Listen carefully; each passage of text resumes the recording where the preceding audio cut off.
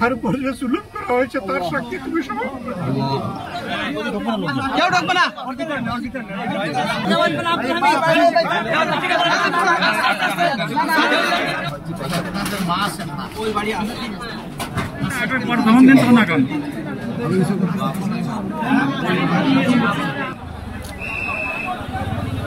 সান্ত্বনা দিতে এসেছি, তাদের প্রতি সহানুভূতি প্রকাশ করতে এসেছি এবং তাদের পাশে কিভাবে দাঁড়ানো যায় সেটা বুঝতে এসেছি।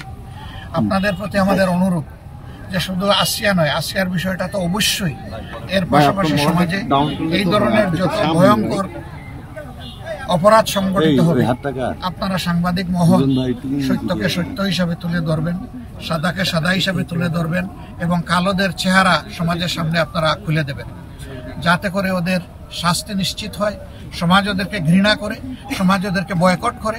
আমরা এটাই সমাজের কাছে আপনাদের মাধ্যমে আমরা প্রত্যাশা করি।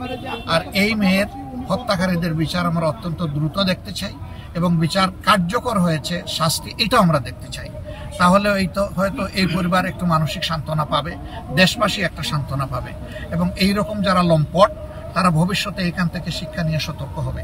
আমরা আসলে বিচার করতে কোনো কিছুই আমরা চাই না, কিন্তু পাবলিকের বিভিন্ন সময় বিভিন্ন ঘটনা পাবলিককে, তাদের মতামতকে, তাদের আবেগকে প্রভাবিত করে।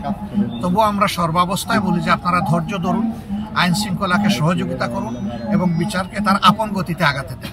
মব জাস্টিস তো আগের যুগ যুগ ধরেই চলে আসছে, আমরা কোনো মব জাস্টিসকেই আমরা সমর্থন করি না।